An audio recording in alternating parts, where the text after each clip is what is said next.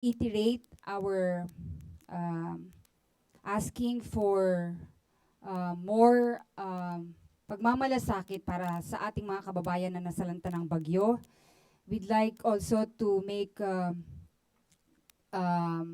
announcement that yung MC10 na in-issue po ng Executive Secretary natin na si Attorney Medjaldea, kung hanggang kailan po yon, we will leave it to the discretion of our local government officials as to when na pwedeng practically na makapasok ang ating mga kababayan, mga estudyante, mga kasama natin sa pamahalaan, kung pwede na po, kasi yung ibang lugar binaba, hirap tayong mag-monitor kung pwede na po. And yung iba naman, pwede naman nang pumasok. So we will leave it up to the local government units to declare whether they would be going back to school or not, or they would be reporting for work or not already. And with the announcement on Republic Act 10923, yung postponement po ng barangay elections, we announced that last Tuesday. We can give a copy of that already. And on the matter of the statement of the president while in China about cutting U.S. ties, we still have to wait for guidelines. There is no rush po for us to interpret the speech of the president, as we have to wait for guidelines pa that would be coming from him, from the Department of Foreign Affairs, soon as they come back.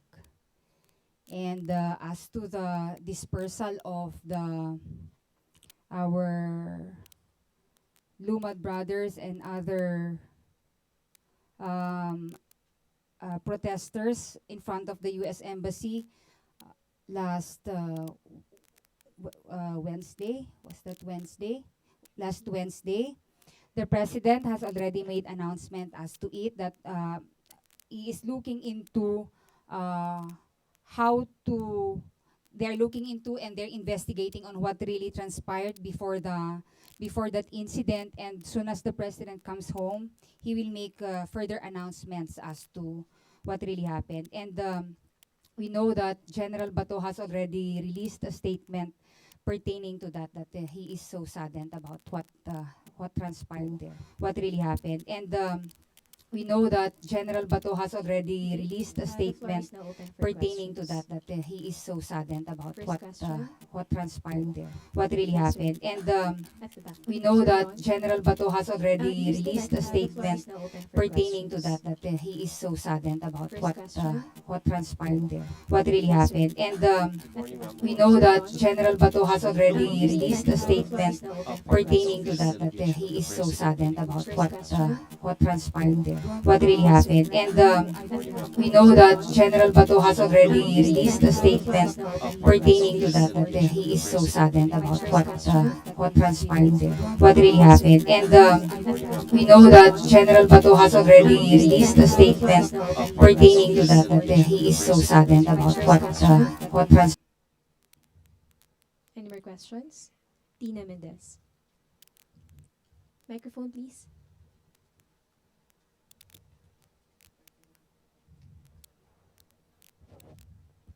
Good morning, Yes, ma'am. Tina. Do you have an idea or if the president will bring up the issue on comfort women during his visit? That, of course, we still don't have any idea whether the president will bring up the comfort women issue with the Japanese officials during his state visit.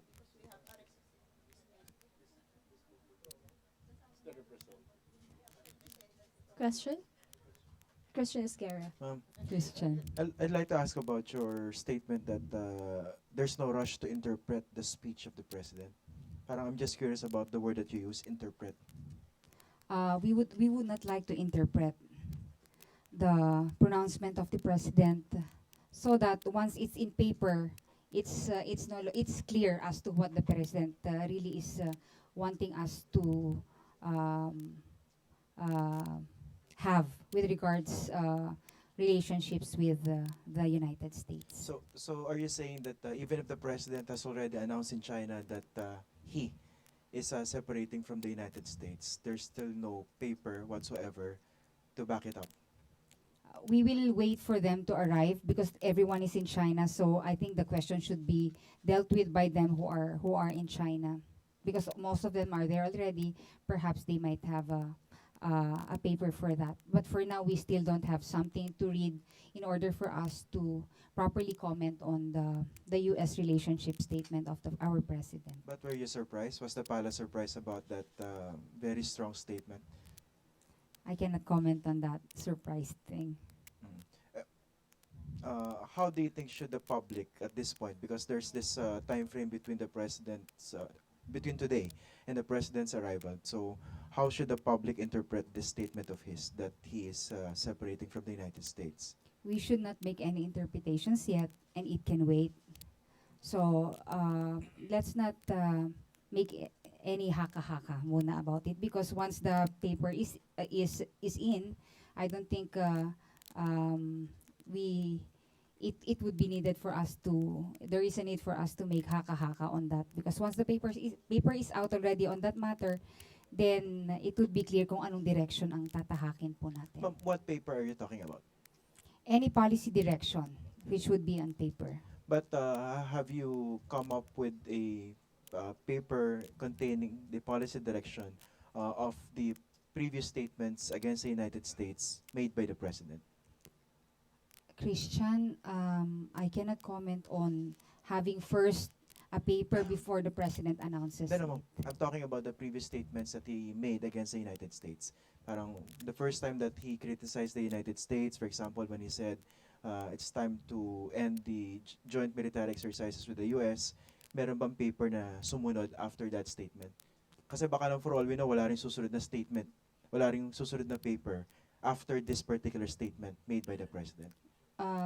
We cannot preempt, Christian, but what we can only say is that once there is announcement, with whichever agency has the jurisdiction to craft the policy on that matter, they should address that. Because the US says that they are yet to receive any document Yes. supporting the pronouncements made by the president.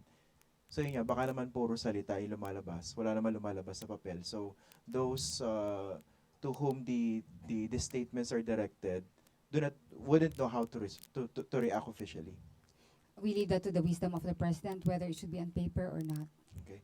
Well, finally, how should the international community, in particular the United States, receive this latest statement by the president? We cannot preempt nor dictate how the international community would react to such statements. That is their opinion, and we would highly respect that. Thanks. Okay. Rosalie, cause of UNTV. Ma'am, aware po kayo sa nakatakdang pagbisita po ni U.S. Assistant Secretary of State for East Asian and Pacific Affairs, Daniel Russell, para rin po hilingin ang pagbibigay ng linaw dun sa mga naging statements po ni Pangulong Duterte sa China? For now, we are not yet aware of that, but we would be prompted by DFA soon as the official communications has been given them. And then, meron din pong mga nag-express din po kasi ng pagkabahala dun po sa mga naging statements ng Pangulo, yung mga American businessmen na nandito sa Pilipinas, and then yung mga Filipino businessmen na nasa United States of America. So, meron po ba tayong assurance sa kanila na wala tayong dapat na ikabahala sa mga naging statements ng Pangulo, gayong wala pa naman pong clarification or malinaw na panuntunan patungkol po dito? Opo, thank you for that. In fact, that is, on the light of that matter, since wala pa tayong pagbabasehan na papel, hindi kailangang mag-worry or mag-react tayo kung ano man yung nasabi ng Pangulo. Since wala pa sa papel po, especially for private businessmen dito or yung mga nasa Amerika, wala po tayong dapat ikabahala. Kung meron man po na tinutukoy siguro ang Pangulo dito, it would be government transactions. But I'm not interpreting. Christian, tumingin ka. Okay, next question. Any more questions? Yes, Leila. clarification lang, ma'am, for the President's pronouncement to take effect and become policy, would you need a formal issuance?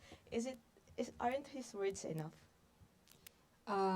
As to that matter, kailangan din kasi para ma-interpret din officially ng especially with the official transactions with other nations, it should be something that should be in paper so that makasagot din sila in paper.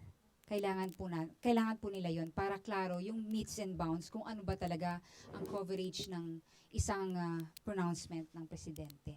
So, is there room for the pronouncements to change unless it's, put on paper, made concrete? That we cannot preempt. Last question from Christian. Last na ba? Did the President consult anyone from his cabinet before he issued this arguably the strongest statement so far against the United States in China? Well, wala pa kaming natatanggap na balita whether meron or wala. Christian, perhaps soon as they arrive, we can ask that from them, from the delegation who would be arriving. Not to put you on the spot, pero it must have been a difficult job to to try to explain or delay any explanation on a particular statement made by the President and just say that a paper supporting it might be or might not be forthcoming. Kasi parang that's how that's how it appears so far. Tama po ba? I'll not comment on that, Christian. May tanong siya, mas maganda. Or ma'am, you're just as confused as Well, not really. Everybody I'm is. sure may direction naman yan pagbalik nila. It's just that we are not the right authority to give or interpret what the president has announced. Ma'am, good morning. Good morning. Did you ask some of the officials in Beijing nung lumabas yung statement, ma'am? We have actually asked Secretary Andanar, and then the same din po ang sasabihin niya, itong sasabihin ko ngayon na we would not preempt and interpret the meets and bounds of the pronouncements of the president. Thank you very much, ma'am. Thank you. Okay, just one last question from Rose. Yes.